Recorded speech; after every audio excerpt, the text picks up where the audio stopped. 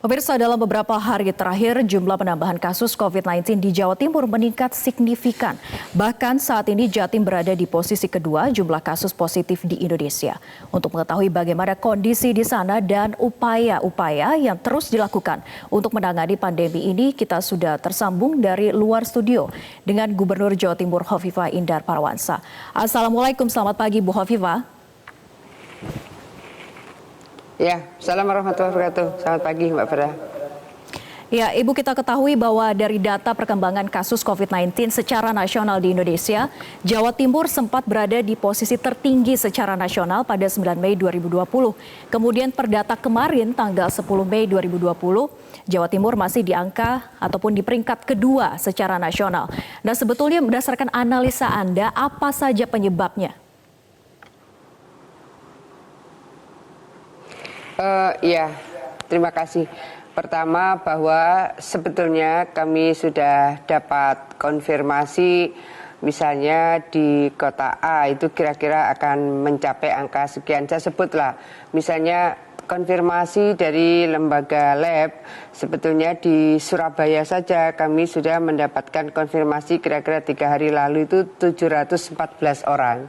Tapi yang diumumkan sampai dengan kemarin ada 708 orang. Jadi ada hal-hal yang memang antara data yang kami punya dari lab untuk kepentingan tracing dengan yang diumumkan oleh pusat itu agak jauh bedanya. Nah, misalnya yang terkonfirmasi sebagai klaster baru, misalnya klaster Sampurna ini sebetulnya jauh sebelum PSBB. PSBB dimulai tanggal 28, sebenarnya klaster Sampurna sudah ada sejak tanggal 14. Sama dengan Pasar Simo, itu sebetulnya juga kalau dianggap ini sebagai salah satu klaster juga di pasar, ini juga terjadinya jauh sebelum pelaksanaan PSBB. Jadi artinya kita sama-sama melakukan satu evaluasi bersama bahwa apa yang sebetulnya ada di dalam proses laboratorium itu sudah relatif terkonfirmasi, dan kalau ini kemudian terkonfirmasi lebih awal, kami memang bisa melakukan tracing lebih awal. Nah, beberapa misalnya data yang klaster Sampurna ini kan baru keluar 2-3 hari yang lalu. Nah, pada posisi-posisi seperti ini memang menjadi penting kalau kami bisa mendapatkan support lab dengan kecepatan untuk membaca data yang lebih besar lagi. Jadi kan volume dari lab yang ada sekarang ini alhamdulillah sebenarnya sudah ada 6. Tapi dari 6 lab ini kami terus-menerus melakukan optimasi supaya bisa melakukan percepatan swab, percepatan PCR test, akhirnya percepatan tracing dan penanganan lainnya. Ibu Hovifah, tadi Anda katakan bahwa ada perbedaan data yang jauh antara dari daerah Jawa Timur dengan yang diinformasikan oleh pusat begitu melalui gugus tugas. Nah, ini kenapa bisa ada perbedaan data seperti ini? Kalau di daerah di Jawa Timur, basis data yang digunakan untuk diinformasikan kepada masyarakat itu apakah hasil konfirmasi tes swabnya, kemudian yang di gugus tugas ini berbeda ataupun hanya hasil tracingnya saja? Enggak, ya. Jadi begini, kalau pengumuman yang terkonfirmasi positif, kita semua menunggu data dari pusat sampai diumumkan. Jadi semua daerah, maka pengumuman yang terkonfirmasi positif, semua kita menunggu pengumuman dari pusat. Tetapi sebagai gugus tugas, kami kan juga melakukan koordinasi dengan tim laboratorium. Dari tim laboratorium misalnya kita secara kontinu melakukan koordinasi berapa yang di swab dan kemudian berapa yang terkonfirmasi positif. Ini yang kemudian untuk kepentingan tracing. Jadi kita sudah bisa mendeteksi kalau misalnya kita sudah punya data sekian yang terkonfirmasi dari lab, kemudian misalnya dari pusat diumumkan sekian gitu. Sebenarnya kita sudah tahu bahwa ini besok akan terjadi lonjakan pengumuman, dan itu terjadi Jawa Tengah, Jawa Barat sama. Kami semua sebenarnya saling koordinasi bahwa untuk kepentingan tracing maka data hasil swab yang PCR test dari laboratorium itu akan kami jadikan sebagai bagian untuk melakukan deteksi yang lebih awal, tidak menunggu keputusan pusat, tetapi pengumumannya itu tetap kita menunggu dari pusat. itu untuk yang terkonfirmasi positif.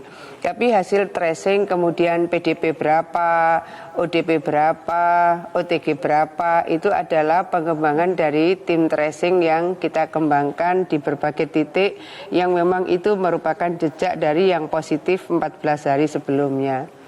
Ya. Tapi untuk pengambilan kebijakan, pertimbangan dari daerah, ini data mana yang digunakan, Bu? Data dari pusat kah atau data dari daerah? Enggak, data dari daerah. Kalau untuk kepentingan tracing, jadi misalnya kan sekarang ada klaster baru, misalnya Bojonegoro. Koordinasi yang sangat cepat dari Bupati menjadi penting. Kami langsung hari Sabtu menurunkan tim, bawa VTM, bawa swab test, dan kemudian kemarin kita kirim tim lagi untuk bisa swab ulang yang kemarin awal misalnya 71, kemudian tambah lagi 74. Jadi kecepatan swab, kecepatan PCR test itu akan menentukan kecepatan tracing dan penanganan, apakah ini dirujuk di rumah sakit, apakah ini isolasi misalnya, itu akan sangat menentukan langkah-langkah berikutnya. Baik, Ibu Hovifah, tadi saya ingin mengulas kembali, Anda sempat mengatakan bahwa salah satu penyebab dari lonjakan adanya kasus baru ini karena ada juga klaster-klaster baru yang terus bermunculan. Nah, ini ada beberapa daerah di Jawa Timur juga termasuk di Bojonegoro begitu. Nah, sebetulnya apakah ini karena memang masifnya jumlah pengecekan yang dilakukan oleh Jawa Timur, ataukah memang klaster baru ini karena efek mata rantai penyebaran COVID-19 yang masih terus tersebar secara masif? Bisa kedua-duanya. Jadi kan misalnya terkonfirmasi dari awal, ini dari mana ini klaster mana? Oh, ternyata ada pedagang sayur yang kemudian biasa mereka jualan atau membeli dari Surabaya. Begitu juga klaster Bojon, terkonfirmasi seperti itu. Sehingga kami meminta kepada tim gugus tugas daerah untuk saling melakukan identifikasi siapa di antara mereka yang masih melakukan lalu lintas perdagangan ke daerah-daerah epicentrum harus dicatat dan dikawal lebih baik lagi. Pastikan mereka wajib pakai masker dan pastikan mereka physical distancing dalam proses perdagangan dan seterusnya. Karena kan sebenarnya supplier sayur itu bisa diidentifikasi di pasar-pasar induk sayur, kalau di kota A mana, kota B mana, dan seterusnya. Tapi kecepatan dan proses secara masif melakukan tracing itu juga sangat menentukan. Dan misalnya Bojonegoro awal di satu pasar 86, tapi kemudian pengembangan 2 pasar lagi menjadi 168. Nah, pada posisi ini kita akan menunggu swab test yang kemarin tim dari Pemprov sudah turun, ada 2 titik, 71 dan 74. Kita akan menunggu mungkin 2 hari ke depan sudah akan keluar hasil swabnya, tapi kita juga sudah koordinasi dengan Bupati Bojonegoro. Pokoknya semua yang reaktif, rapid testnya reaktif, ini harus dilakukan observasi di ruang yang dimungkinkan mereka itu tidak melakukan mobilitas. Pasar segera disemprot disinfektan secara lebih komprehensif, lalu nanti proses perdagangan baru sudah harus disiapkan dengan pola penjualan yang menjaga mereka untuk bisa physical distancing. Artinya jalan-jalan raya itu memungkinkan dibuat pemetaan supaya mereka bisa berjualan, yang membeli juga bisa nyaman, tetapi mereka juga aman. Baik, Bu Hovifah, jika penambahan jumlah ini dikarenakan bukan hanya masifnya rapid test yang dilakukan oleh Jawa Timur, tapi juga masih adanya penyebaran mata rantai COVID-19 secara lokal begitu, ataupun juga transmisi antar daerah. Lalu bagaimana upaya penanganan untuk melakukan pencegahan ini, Bu, supaya tidak lagi terjadi, apalagi di pasar-pasar yang memang tergolong crowded? Ya, kita sebetulnya sudah beberapa kali mengkoordinasikan, termasuk kemarin kita koordinasikan ulang bahwa di pasar-pasar itu kita berharap ada format saya sebut saja ganjil genap. Jadi kalau hari ini toko-toko yang ganjil yang buka, besok toko-toko yang genap yang buka. Jadi kita tidak menutup pasar, tetapi format untuk bisa menjaga yang paling aman, paling nyaman, itulah yang bisa kita exercise di beberapa pasar. Bahkan kemarin sudah ada yang menyampaikan, sudah Bu, di pasar kami nanti akan menggunakan face shield. Selain mereka menggunakan masker, mereka akan menggunakan face shield. Ini kan cara-cara memproteksi dari proses perdagangan yang sesungguhnya bisa tetap kita jaga, tetapi bahwa harus ada regulasi ulang untuk bisa menjaga yang satu dengan yang lain supaya tidak berhimpit. Jadi protokol-protokol kesehatan tetap bisa kita jaga. Jadi ini memang harus diikuti oleh kerja keras semua pihak supaya kemungkinan penyebaran ini bisa kita hentikan. Kita juga sedang menyiapkan rumah sakit darurat sekarang, mudah-mudahan besok sudah bisa digunakan. Rumah sakit darurat yang menggunakan kantor dan dulu sebetulnya rumah sakit kelamin, rumah sakit kulit dan kelamin, kemudian jadi kantornya Puslitbang. Kita akan gunakan ini dengan support tambahan tenda rumah sakit darurat. Mungkin kalau dimaksimalkan bisa sampai 500 pasien.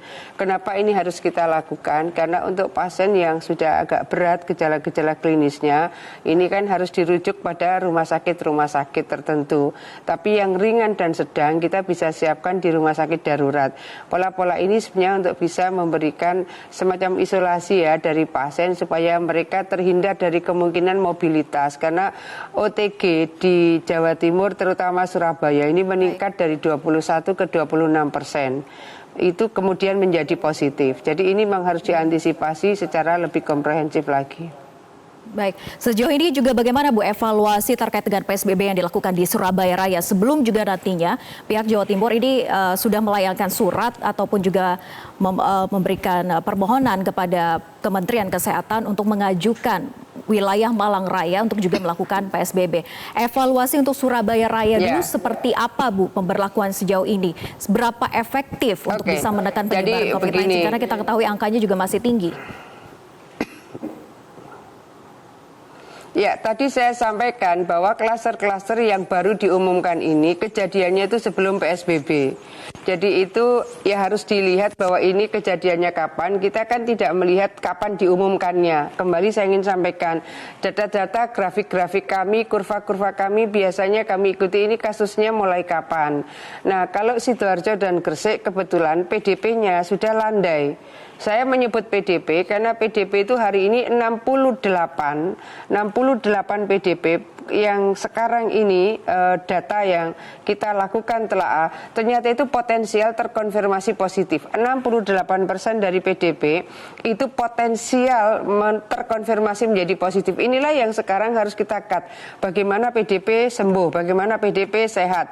Jangan sampai kemudian terkonfirmasi positif karena tadinya 60% PDP ke positif, sekarang sudah 68%. Jadi makin tinggi potensi PDP untuk terkonfirmasi positif. Ini yang kita harus lihat bahwa ini harus di-cut ini. Jangan sampai kemudian PDP ke positif, tapi PDP bagaimana menjadi sehat. Yang tadi juga saya sampaikan OTG. OTG itu sebetulnya 21% menjadi positif. Sekarang naik 26%. OTG ini kan carrier, dia merasa sehat-sehat, tetapi dia carrier. Ini kan penyebarannya menjadi lebih sulit dideteksi. Yang harus kita lakukan adalah resosialisasi dan reedukasi lebih masif lagi. Baik, Bu Hovifah, semoga segala macam upaya yang dilakukan oleh Jawa Timur ini bisa menekan angka penularan COVID-19 di wilayah Jawa Timur. Terima kasih Ibu Hovifah Indar Parawansa sudah bergabung bersama kami di Metro Pagi Prime Time.